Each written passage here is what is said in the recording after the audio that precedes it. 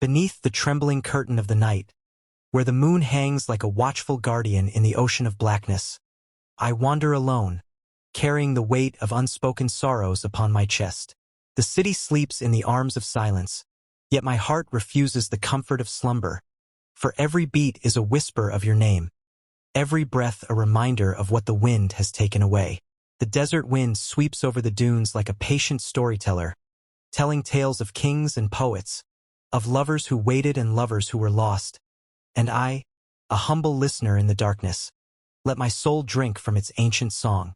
Sheikh Hamdan, the poet of the sand, once wrote that the night knows the truth of the heart before the dawn ever dares to ask, and tonight I feel the truth carving itself into my very bones. The stars, scattered like forgotten jewels, glimmer above me, but their beauty feels distant, untouchable, mocking my restless spirit. I stand on the balcony of thought, looking down into the well of memories where your face still lingers. Your voice still hums softly in the corners. The air is heavy with the perfume of longing, and the shadows move like dancers around the flame of my grief. My words, though drenched in the ink of sorrow, cannot capture the depth of the ache that blooms in the silence between heartbeats. It is a strange, infinite night, where even time seems to lose its way, and I remain awake, tracing the map of our past across the sky, searching for the constellation that once held us together. The moon, pale and solemn, seems to understand.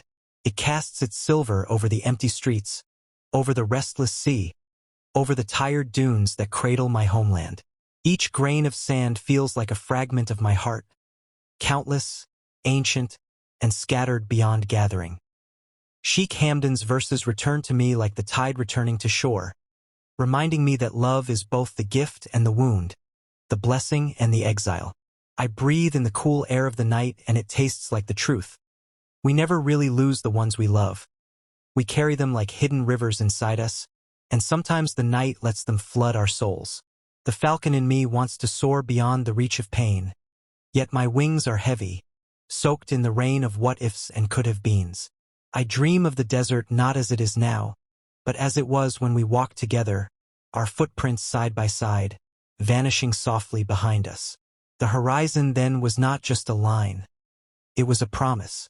Now it is a wall, and I am on one side while you are on the other, unreachable as the stars themselves. My heart wants to call out, to send my voice riding on the wind to find you, but the night swallows sound as easily as it swallows light. Every poem I write tonight is a lantern, but even 1,000 lanterns cannot light the way back to the days we knew. I let the words fall like petals into the darkness, hoping they find their way to you, hoping they bloom in your dreams as they do in my mind. Beneath the quiet veil of night, where the stars weep their silver tears into the endless sea of darkness, I find my heart wandering toward the memory of you.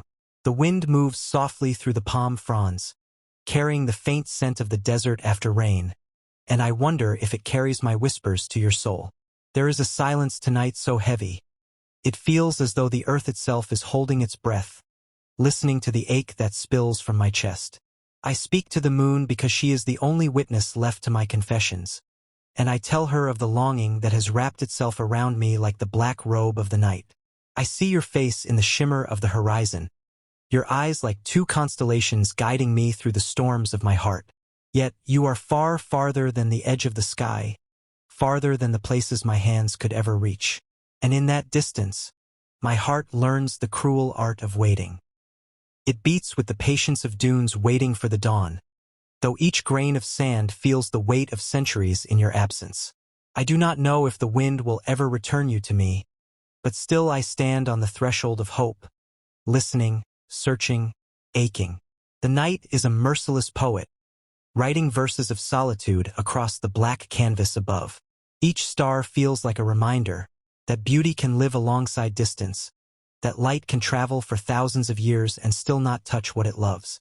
My love for you is the same, a flame that burns across deserts, across oceans of time, across the very fabric of fate. It does not dim because of the miles. It grows fiercer, the way a fire roars louder when it is denied air. The more I cannot see you, the more my soul paints you in vivid colors, the more my dreams build palaces for you in the shadows. Do you feel it, my beloved? When you stand beneath the same sky, does your heart pause for a moment, sensing that somewhere, I am thinking of you? The world may not know my name, nor the depth of my devotion, but the heavens know. They have heard me speak of you in the sacred language of longing, a language older than time. I have prayed for you in the hush before the call to dawn prayer, when the earth feels closest to God. I have sent blessings for you in every grain of sand that slips through my fingers, in every wave that bows before the shore. But tonight, the sadness is a companion I cannot dismiss. It sits beside me as the hours pass, whispering the truths I try to ignore, that perhaps fate has its own map, one that leads us through pain before it ever lets us find our joy. The moonlight falls across the courtyard like spilled milk, pale and cold, and I think of your hands, warm and alive, and the cruel contrast makes my heart ache. I remember the way your eyes could quiet every storm in me, and now the storms rage without mercy, because you are not here to still them. There is a kind of beauty in this pain, though I would never admit it to anyone but the stars.